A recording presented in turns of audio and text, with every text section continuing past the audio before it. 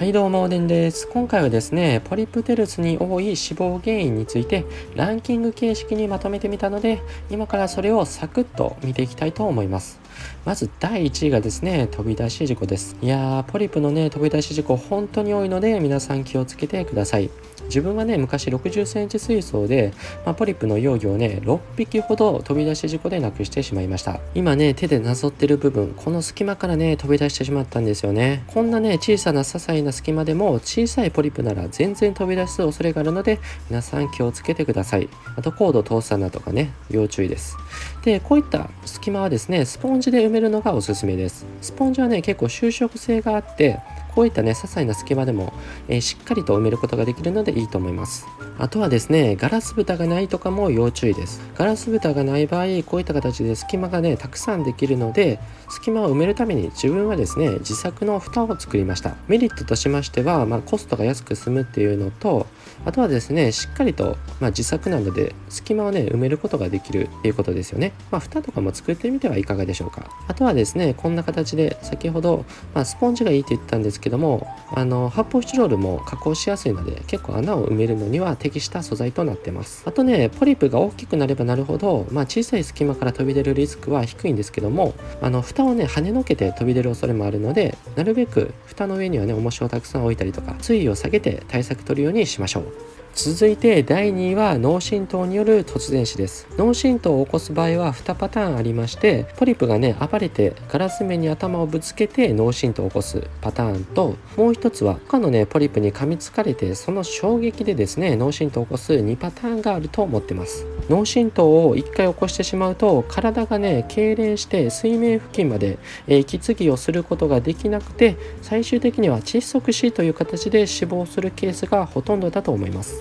脳震盪をね、事前に防ぐ予防策としましては、なるべくね、頭をぶつけないようにするために広い水槽で飼育する。あとはですね、なるべく暴れないようにするためにですね、静かな環境で飼ってあげるっていうのが大切かと思います。あまりね、人通りの多い場所とか扉の近くには水槽は設置しない方がおすすめです。もし扉の近くに水槽を設置している場合は、静かに、扉を閉めてポリプを驚かせないようにしましょう。あとはね、なるべく小さい個体と大きい個体は一緒の水槽で飼うのは避けた方がいいです。噛み癖のね、ある大きな個体だと小さい個体すぐね、噛んで脳震盪を起こしてしまう場合があるので気をつけてください。続いて第3位がエロモナス病です。エロモナス病もね、本当に多いです。こんな形で腹部が膨張して赤く腫れ上がるとエロモナス病だと思っていいかもしれません。そしてエロモナス病にかかる原因のほとんどが水質悪化による体力低下です。エロモナス病は、初期症状の時はね、水替えで治るんですけども、こんな感じで赤くお腹が腫れ上がった重度の場合は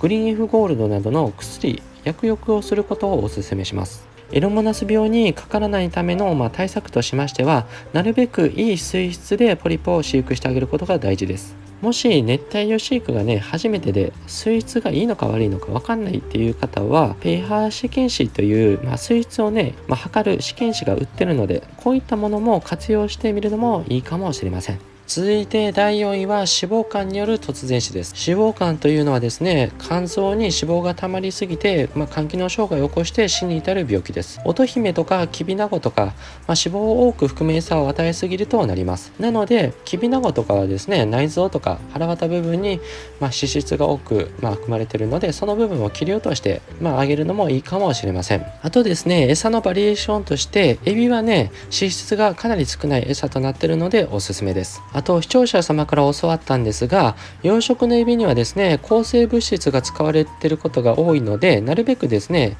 エビをあげる際は天然エビか、川エビを与えるのがおすすめです。続いて第5位はサーモスタットヒーターの事故です。いやー、ほんとね、報告多いですよね。自分この前ね、このダイヤルが勝手に動いて水温が35度になってました。早めに気づいて助かったんですけども、遅かったら結構危なかったです。こんな感じでサーモスタットのダイヤルが緩い場合があるんですよね、結構。で、ふとした瞬間にダイヤルが勝手に回って高水温になってたりすると、すぐ魚死んじゃうので、本当に気をつけてください。こういった場合を防ぐためにですね、しっかりサーモスタットは壁掛けで、ダイヤルが緩い場合とかは、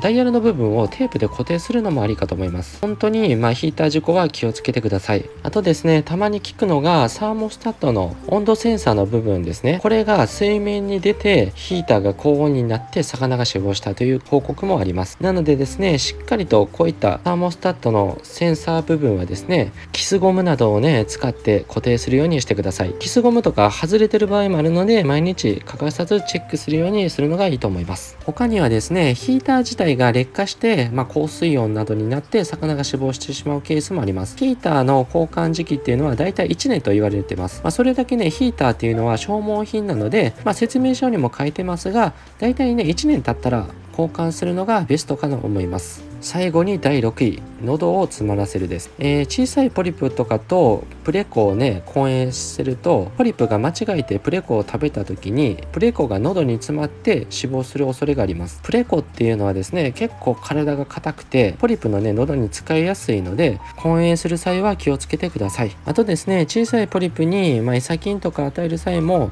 近所とかたまに喉に詰まって死亡したという、報告も受けてますので、気をつけるようにしてください。今回はですね、ポリプテルスに多い死亡原因をランキング化してみたんですけども、このランキング、個人の意見なので、ランキング合ってるかどうかわからないですけども、飛び出し事故とか本当に多いので、皆さん気をつけてください。今後もですね、ポリプ関連の動画たくさん出していきたいなと思いますので、気になった方はぜひチャンネル登録の方もよろしくお願いします。今回はですね、こんな感じで終わりたいと思います。ご視聴ありがとうございました。ではまた。